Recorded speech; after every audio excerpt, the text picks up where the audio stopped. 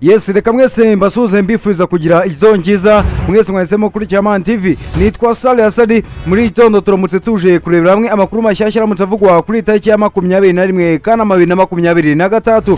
Ni amakuru menshi cyane. Rero mbese murabyibuka wa mugore wiriwe uvugwa hirya no hino mu bitangaza amakuru bigiye bitandukanye ndetse no ku mbuga nkoranyambaga, byavuga ko ari umugore wa Perezida wa Repubulika ya Demokarasi ya Kongo wa gatatu. Kuri ubu Tshisekedi yamaze kuba yamuhakana kumugaragara, aravuga ati reka we ntabwo nkuzi. None se akagakunguka Perezida Evariste Ndayishimiye afitanye na Perezida wa Repubulika ya Demokarasi ya Kongo Felix Tshisekedi ko ni gakungu nyabaki, kuko nagiye rwose na amezi abiri aciyeho Perezida w'u Burundi Evariste Ndayishimiye neva avuye ari muri Repubulika ya Demokarasi ya Kongo kureba Tshisekedi. None n'uyu munsi yasubiyeyo, yagiye gukora iki? Ese barimo barapanga iki aba bagabo ko ari bombi babiri? Byose turaza kubikubira hamwe maze byose tubirebe. Rero icyo nakubwira ni ya nkuru n'ubundi twasaga n'abaciye ku ruhande gato, ariko nayo turaje tuyirambure neza. Nk'ubu Martin Fayulu yamaze kuvuga ko u Rwanda rwose narwo rushobora narwo rukwiye kuba rwakwisanga mu biganiro bya Repubulika ya Demokarasi ya Kongo, ngo kugira ngo rwose amahoro abe yagaruka. Ese Repubulika ya Demokarasi ya Kongo yasubije iki Martin Fayulu? Nabyo tugiye kuba twabireba. Hari ikintu mutazi, twavugaga tuti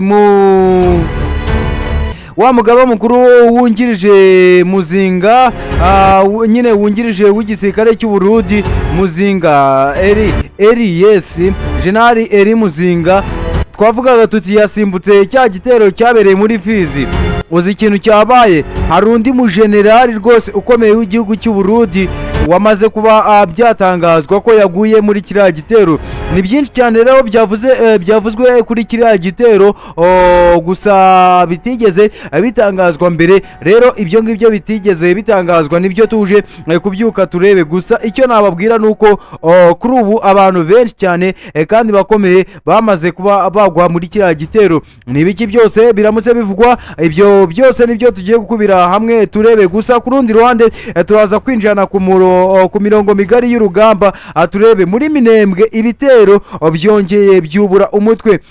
FCM 23 yabyitwaye mite. Ibyo nabwo nabyo tugiye kubicishamo amaso turebe. Gusa icyo nababwira nuko FDNB, FRDC yewe na FDLR bose bamaze kuba bakwishyira hamwe ubundi bubura ibitero muri Minembwe. FCM 23 yabyitwaye mite. Byose nabyo tugiye kuba twabirabura. Hari ikintu utazi, buriya ngo FRDC oya FDLR buriya ngo nayo ifite umwanya nyine ukomeye cyane mu nteko ishinga amategeko ya Repubulika ya Demokarasi ya Kongo. Uwo mwanya ni bwoko ki? Ninde wabitangaje? Nabyo tugiye kuba twabicishamo amaso turebe. Gusa hano mu Rwanda ari naho turi buze kuba twahera. Murabizi amanota y'ibizamini rwose bisoza ibizamini bya leta nyine bisoza umwaka yamaze kuba yatangazwa. Abanyeshuri batsinze bate, babyitwayemo bate? Ariko icyo namaze kubona cyo ngo interina yabonye umugabo isibudi. Hari abantu birimo biragora kuba bareba amanota bagize. Byose muze kunyemera cyane tuze kubana muri aya makuru. Uraza kugerana nanjye ku musozo nawe wabashije kuba wakirebera ari amanota wagize. Yewe nariza ati slip daza kukubwira uburyo uri buze kuba wayibona mu buryo bworoshye. Umuyobozi wa Ingufu Jean Kazungu yamaze kuba yagezwa imbere y'urukiko, gusa urubanza ruhita rusubikwa. Ni ukubera iki rwasubitswe? Mu karere ka Kirehe igiye kubona rwose ibindi birometero byinshi by'umuhanda wa kaburimbo. Buriya kaburimbo nyamuneka bari imari.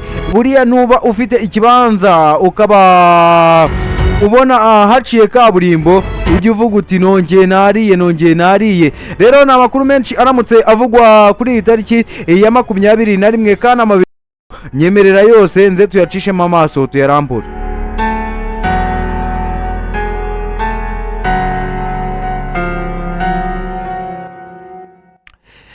nuko rero nk'uko nkunda kubibabwira ni burya ngo ujya gutera uburiza arabwibanza, uwo ni umugani nyarwanda.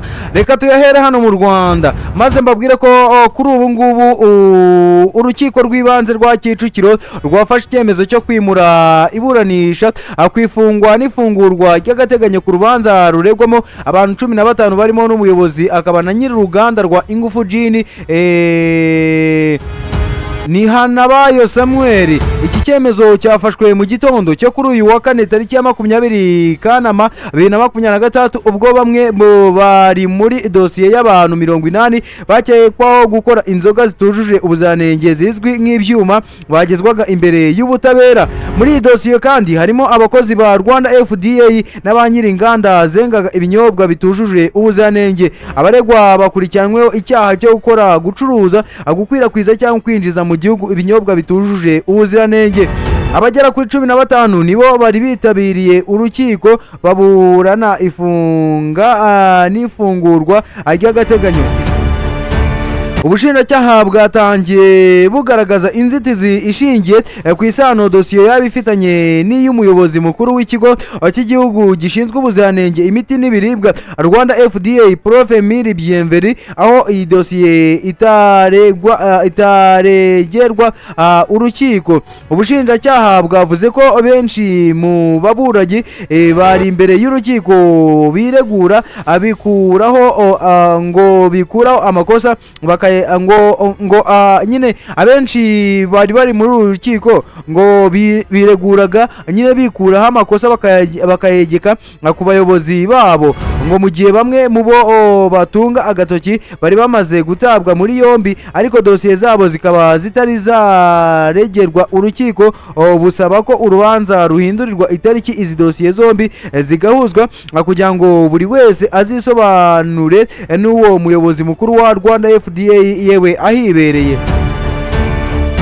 Urukiko rwanze gufata icyemezo kuri dosiye itarashyirizwa urukiko, rwanza ko iburanisha nyine rikomeza. Mwiburanisha ubushinjacyaha bwagaragaje ko abaregwa bari imbere y'urukiko nyuma y'uko bigaragaye ko bagize uruhare mu ikorwa, icuruzwa n'ikwirakwiza ry'ibinyobwa bitandukanye bituje ubuziranenge. Bwagaragaje ko ibyo bakoraga byakwangiza ubuzima, bubasabira gukomeza gukurikiranwa bafunzwe by'agateganyo mu minsi 30 nk'uburyo bubona bwizewe bwatuma iperereza rikomeza neza ndetse n'ibikorwa abakekwaho nibikomeze gukorwa ndetse no kugira ngo hatabaho gusibanganya ibimenyetso. Ubushinjacyaha bwasobanuye ko muri raporo bwashyikirijwe hari aho bigaragara ko etanolo yashyirwaga muri izo nzoga yarengaga 93% gusa ku ngingo yo bwari bwabajijwe ijyanye n'ingano ya etanolo ntarengwa igomba kujya mu binyobwa bwayibuzeho ibisobanuro bugaragaza ko bigikorwaho iperereza. Iyi ngingo yakuruye impaka mu rukiko aho umucamanza yagize ati murimo muravuga ko hari inzoga yasanzwemo etanolo iri ku kigero cya 93%. Ese ikigero cya etanolo ijya mu nzoga kingana gute kugira ngo tumenye ibyo barenzaho? Umushinjacyaha yagize ati iyo raporo niyo tugitegereje. Umucamanza yahise yanzura ko mu nyungu z'ubutabera uru rubanza rusubikwa rwimurirwa kuwa 2 w'icyumweru gitaha tariki ya 25 Kanama 2023.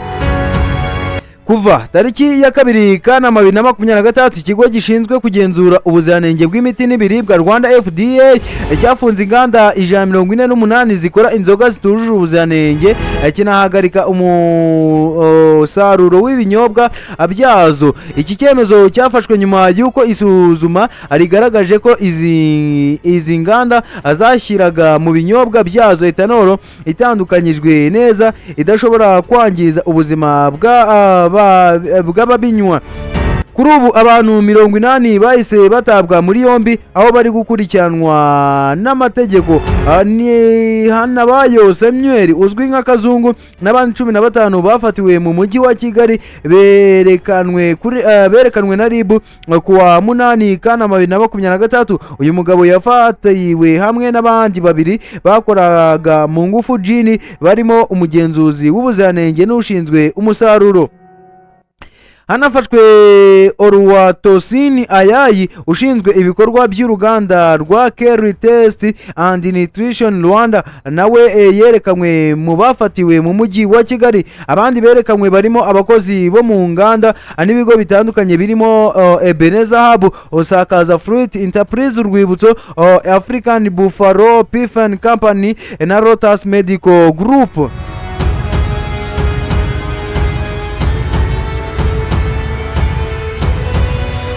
Ni munyemerere cyane tugende twihuta ubundi maze aya makuru yacu tuyakomereze mu burezi.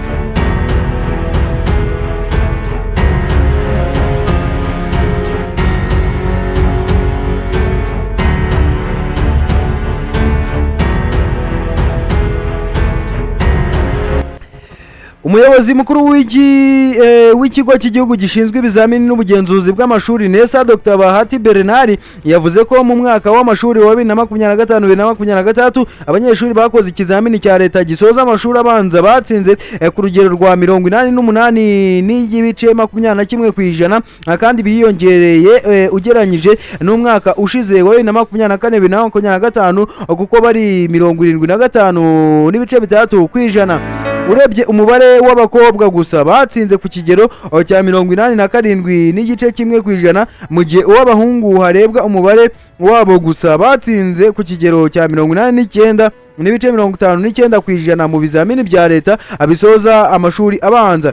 Ibi bisobanuye ko abahungu aribo batsinze rwose ku kigero cyo hejuru. Abana bakoze ibizamini bya leta bisoza amashuri abanza uyu mwaka ni abana bagera ku 2,770 n'ibihumbi 273 n'abanyeshuri 579 mu gihugu hose bo mu mashuri 3,895.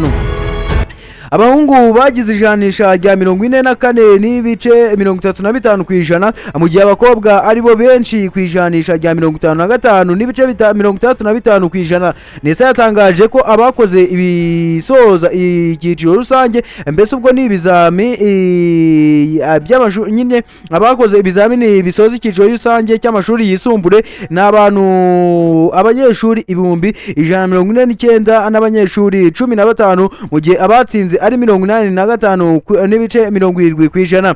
Uyu mubare w'abatsinze wariyongereye bigaragara kuko mu mwaka ushize wa 2024-2025 bari batsinze ku ijanisha rya 34%. Murumva rwose ko bikubye hafi bariyongereye cyane kuko biyongereyeho hafi 10 na kangahe kose ku ijana. Urebye umubare w'abakobwa rero gusa batsinze ku ijanisha ni 82.32%, mu gihe abahungu nabo harebwe umubare gusa abatsinze ku ijanisha rya 89.8%. Aba mu mashuri abanza, mu mashuri yisumbuye rwose abahungu bari imbere cyane. Abahungu barakoze, ariko ubusanzwe abakobwa buriya nibo bajyaga batsinda abahungu, none abahungu ibingibi byatubye rwose nabo bideburira. Reka twihute rero tuve hano kuko Reka twihute tuve hano ko ndabona umwanya ubusa naho utari mwinshi dufite, ahubwo tujye ku ruzinduko rwa Perezida Ndayishimiye yongeye kugira Kinshasa nyuma y'igihe gito ahavuye. Ese ni ibiki baganiriye aba bagabo uko ari babiri?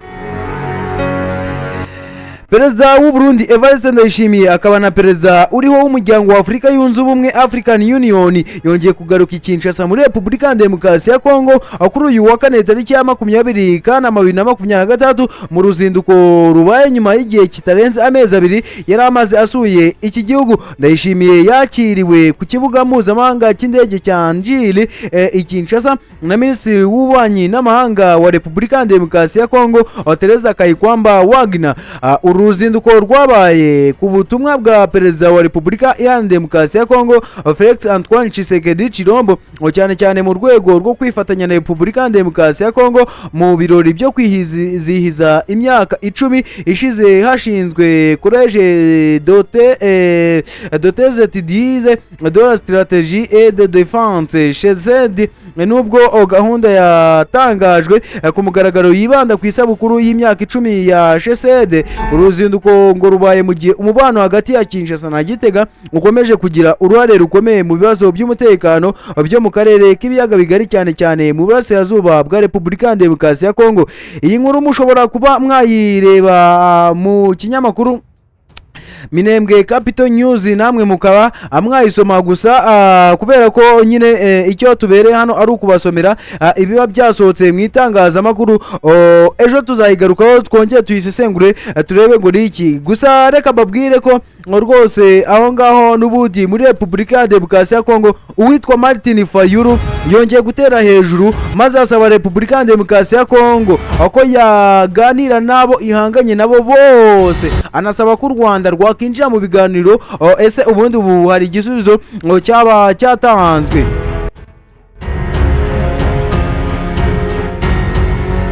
Umuyobozi w'ishyaka Engagement pour Citoyenneté et le Développement SUD Martin Fayulu yongeye gutera intambwe ikomeye ku bijyanye no gushaka umuti w'ikibazo cy'umutekano muke umaze imyaka myinshi urangwa mu burasirazuba bwa Repubulika ya Demokarasi ya Kongo RDC. Mu kiganiro yajyanye n'abanyamakuru IPAC wa kabiri, Fayulu yavuze ko ibiganiro bigomba kwitabirwa n'abakinyi bose bafite uruhare ku kibazo cya Repubulika ya Demokarasi ya Kongo. Yasabye kandi ko u Rwanda rwagira uruhare mu biganiro bigamije gushaka amahoro arambye mu karere k'ibiyaga bigari. Martin Fayulu yagize ati M23 n'u Rwanda murabizi, ariko muri M23 harimo abanyekongo. Mwabasha mute gukemura ibibazo mutaganiye nabo? Mukwiye no kuganira n'u Rwanda.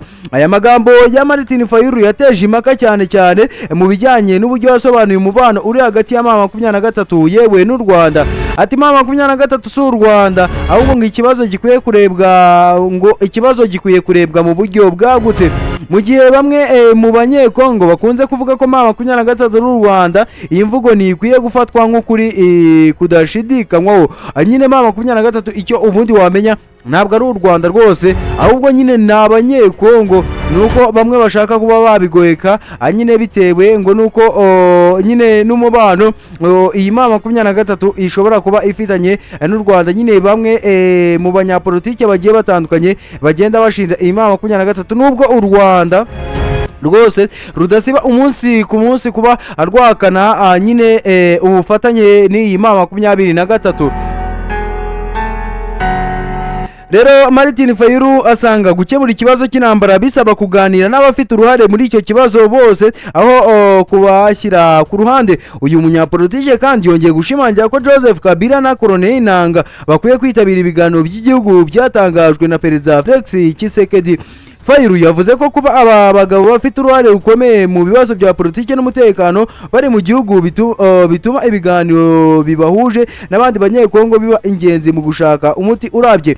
Rero ikintu gikomeje kwibaza, ese uyu Tshisekedi ubundi ibingibi Martin Fayulu yabitangaje mbere yuko rwose uyu Perezida Neva agira uruzinduko nyine hariya i Burundi. Ese uyu Tshisekedi yaba agiye rwose kuba yakwinjiza n'uyu Evariste muri ibi biganiro, cyangwa se n'ubundi ni ibitero cyangwa se uruzinduko rwa Tshisekedi nako rwa Evariste muri Repubulika ya Demokarasi ya Kongo ngo rwaba ari inuza nubundi ari umugambi wo gukomeza gutegura intambara. Rero ubwo tuvuze kuri iyo ntambara, gusa mbere yuko tujya kuri iyo ntambara reka mbabwiye iby'uyu mugore mwiriwe mubona.